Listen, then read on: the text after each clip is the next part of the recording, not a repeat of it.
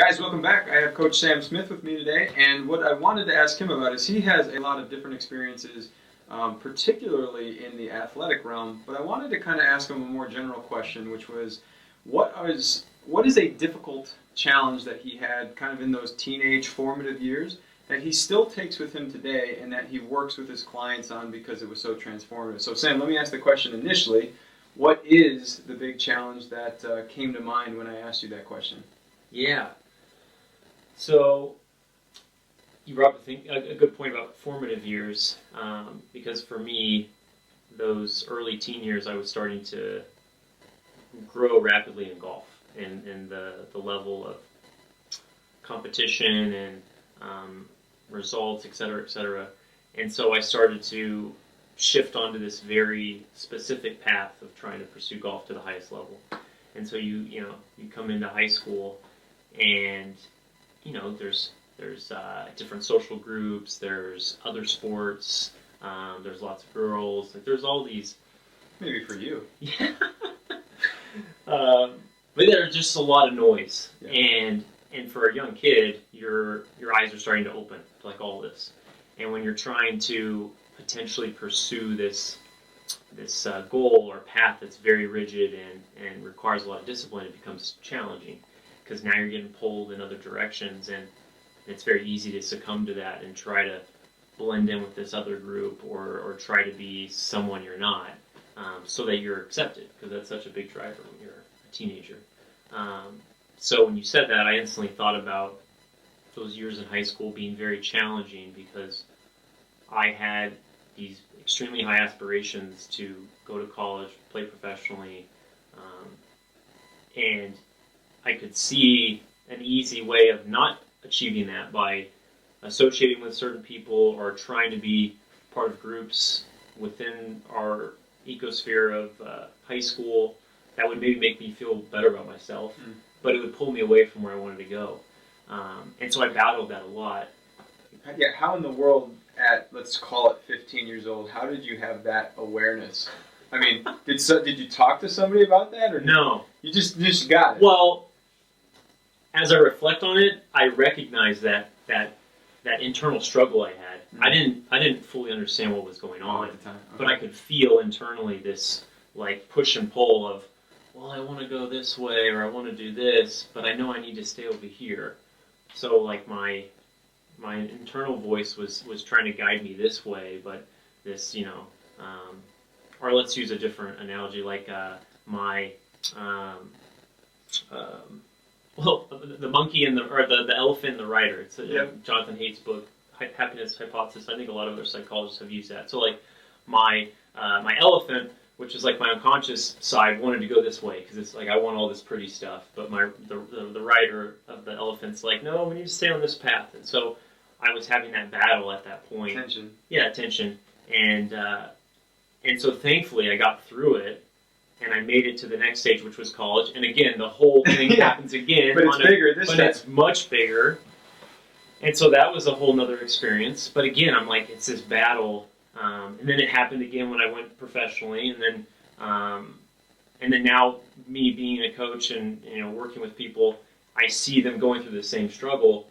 And so it's so helpful for me to be able to empathize with them and bring my perspective to the view that yes, this is going to happen because these quests are not easy, and it's so easy to fall off the path or go the easier path. But what happens is you start to move further away from where you want to go, and so in the moment it's tough. But when you reach the end or that next step in the journey, it's much more rewarding that you stayed the course.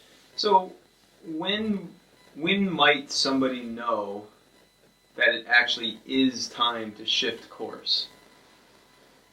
When you say shift as in...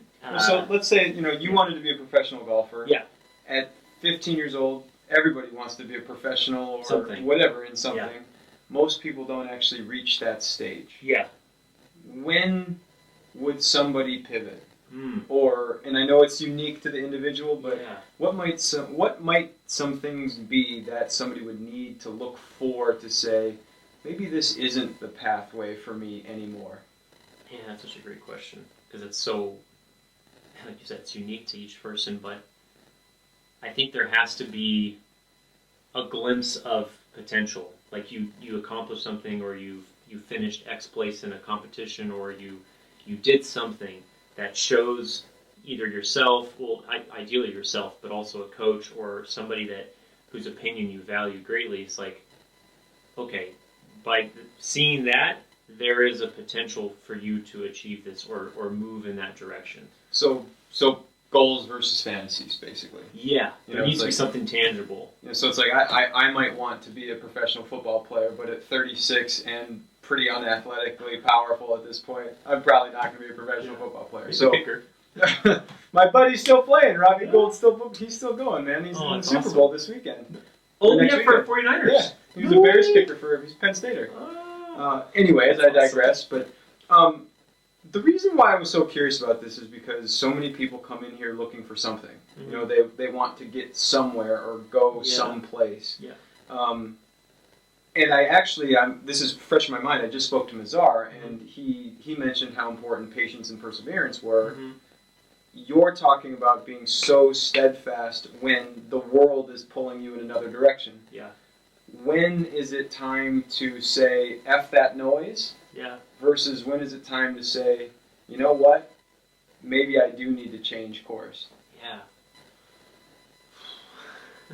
We're going tough. deep today. I know it's tough because of course you want to keep pursuing that path. I think the outside observer, so like myself as a coach, when I think people need to pivot away from that path is when I start to see changes in behaviors or actions, whether it's around training or their lifestyle, or the words they use when we're having a discussion. Like you start to sense that they're losing grasp of that vision or goal, and then you start to know, okay, maybe, or even the intent in training is starting to shift. It's like, okay, maybe the value's not the same as it was 3 months ago, and or the highest value. And it's like, that's okay, that's important, but it might be a more subliminal thing where you're just like, you just notice something that's not, part of the ordinary for this person, and it's like, okay, we need to investigate that or follow it for a little bit longer and see if it keeps building, and then we know that they definitely are like, no, I don't want to do this anymore. Okay. It seems like, whether it's been in my experiences or as a coach or watching coaches coach coaches, it always seems like it comes down to action. Where somebody might show up, to train because that's all they know. Yeah. But are they really showing up with, I'm here to kill people is what I can hear James saying in the back of my head. Is that what they are signing up and showing up to do on a daily basis? If not, it's worth the question, right? It's worth the question of maybe where their top priorities are. Yeah. I've seen a lot of people who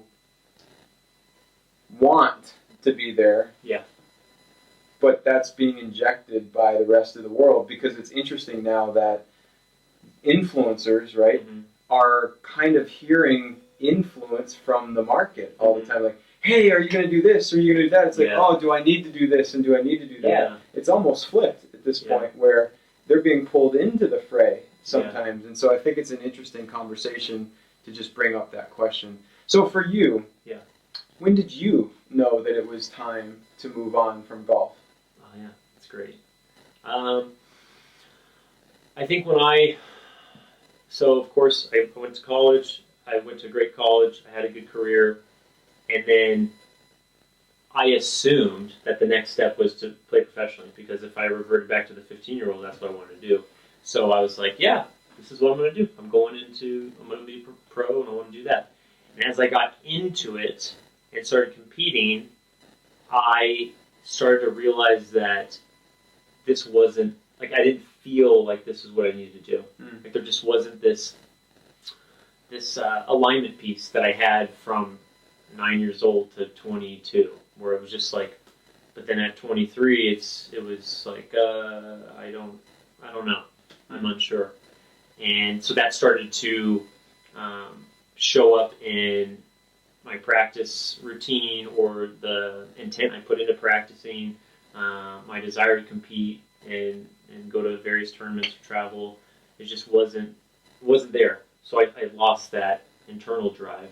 And at that moment, I knew, okay, I need to change course. Like, it's not. And some people hold on to that for a long time. And for me, it was black and white. I just knew, nope, this is done, and I need to go this other route. That's what I take from this whole conversation. All I hear you say is, from 9 to 22, this is what I wanted to do. That's what I did. All that noise was over there. Yeah. I was good. You know, so what to kind of start to sum up, for the folks who aren't as black and white as maybe you or I are, what are some of the things that they need to be aware of? You know, so somebody who wants to go at a goal, what do you often have them try to be mindful of or aware of? So similar to what you're saying about their actions, right? Like, what should they be paying attention to go win, or to understand if they want to win? Yes, yeah. That statement, actions speak louder than words. Very cliche, but there's a lot of truth in that, especially in this conversation where I like to help people look at their actions and behaviors, and if those are aligned with what they want, then I know, and they probably know, that this is important to them and they want to pursue this path. But if there are some deviations, or a lot of deviations, then it's worth having a discussion, either internally or with someone else, that, do I really want to do that, or do I just say I want to do that? Because your actions are, like, they're going to tell you everything about what is of value to you, whether you know it or not. And so if you can objectively look back at everything you're doing and then say to yourself, okay, are these things moving me towards where I think I want to go?